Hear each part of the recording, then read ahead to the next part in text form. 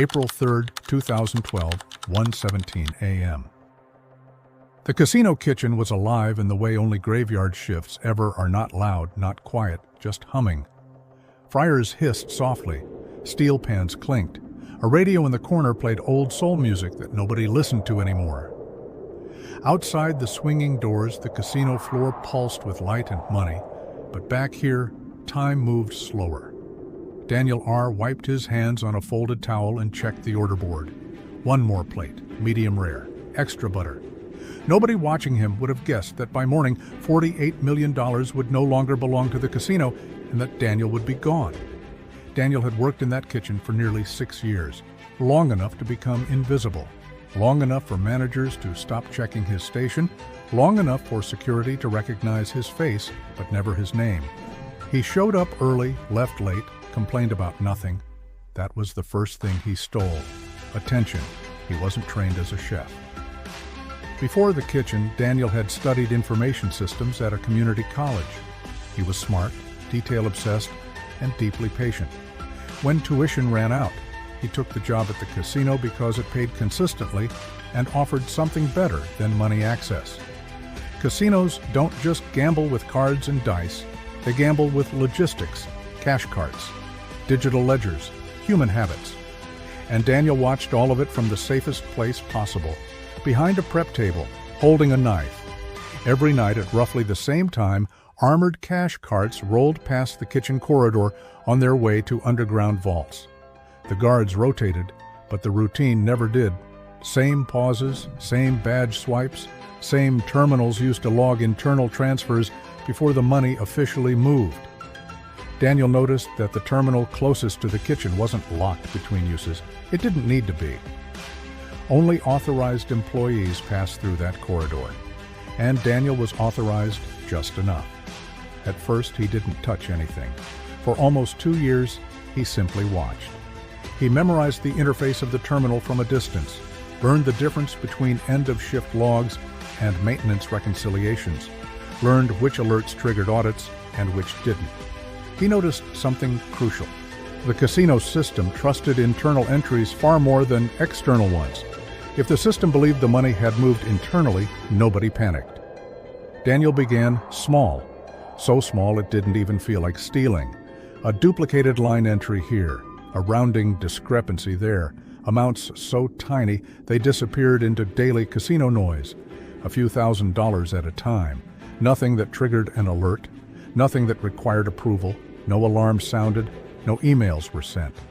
Over months, the amounts grew. Daniel didn't take the money immediately. He let it exist as already transferred funds, ghost money that technically belonged nowhere. The system reconciled itself, reports balanced. The casino congratulated itself on clean accounting. By the end of the 3rd year, the number had passed 8 figures. Daniel lived modestly, same apartment, same bus route, same routine. He knew better than to spend early. He knew better than to rush. On April 3rd, 2012, everything aligned. A scheduled maintenance window, a shift supervisor out sick, a temporary replacement who didn't know the corridor rules by heart, and Daniel, scheduled for closing. At 12:58 a.m., the terminal was idle. At 1:02 a.m., Daniel logged in. He initiated a full maintenance reconciliation, a process meant to be used twice a year. It took less than 7 minutes. The system accepted every entry as valid because every entry followed patterns it already trusted.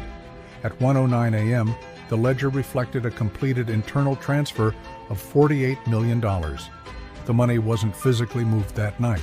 It didn't need to be. To the casino system, the money was already gone. At 1:14 a.m., Daniel plated his final dish. At 1:17 a.m., he clocked out. Security footage later showed him leaving through the staff exit with his knife roll slung over one shoulder. No bags, no hesitation, no glance back. Just another cook heading home after a long shift. The first sign of trouble came hours later during routine accounting checks. A junior analyst flagged a discrepancy, but assumed it was a delayed update. By the time supervisors dug deeper, the sun was already up. The money had been transferred. But there was no receiving account. That shouldn't be possible. Internal audits began immediately. By afternoon, executives were involved. By evening, the casino's trading floor buzzed with panic. Insurance carriers were notified. Lawyers arrived. And then someone asked the most dangerous question of all. Who had access to that terminal? Daniel's apartment was searched within 48 hours. It was spotless, no computer, no external drives, no printed documents, just clothes, kitchen tools, and a bed that looked like it hadn't been slept in. His phone was powered off and left behind. Neighbors described him as quiet and polite. One remembered he always paid rent early. Another said he helped carry groceries once. Nobody noticed anything strange. The casino reviewed weeks of security footage.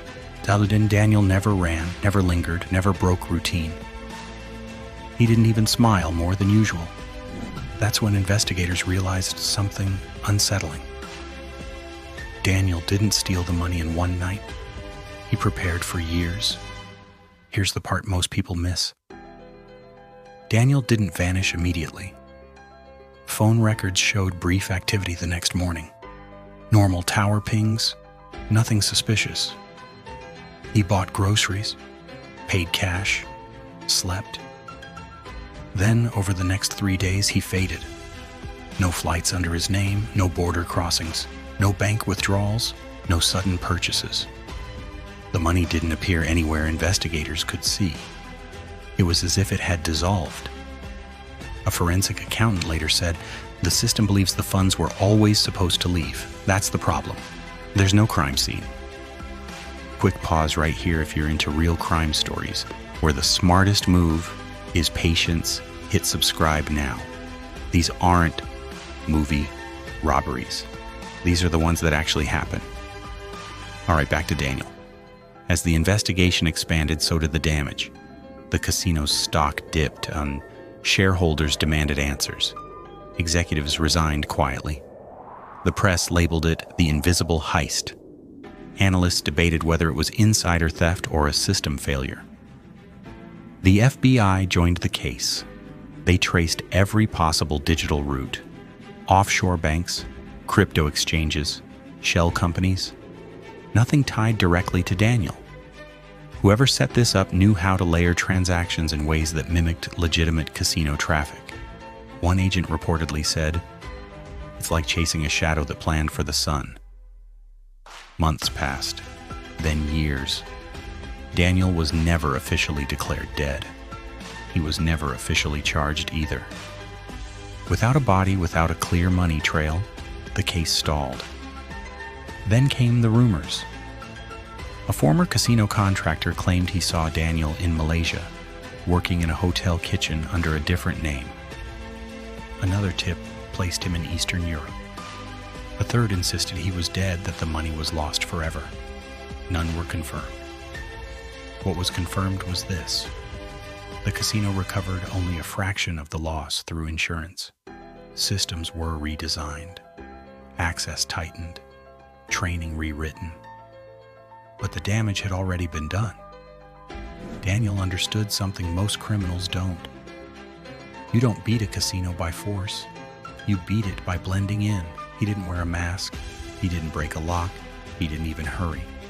He learned the rhythm of the place, learned when people stopped looking, learned which rules existed only on paper. And when the moment came, he didn't steal money. He stole belief. Belief that the system was right. Belief that small errors didn't matter. Belief that a cook couldn't pull off the perfect crime. Somewhere out there, if he's alive, Daniel wakes up every morning without a uniform, without a schedule, without a name anyone recognizes. A man who once cooked steaks for strangers and walked away from a casino with $48 million. Without anyone noticing until it was far too late. No gunshots, no alarms, no chase scene, just patience. And a door everyone assumed didn't need to be locked. Do not forget to click the subscribe button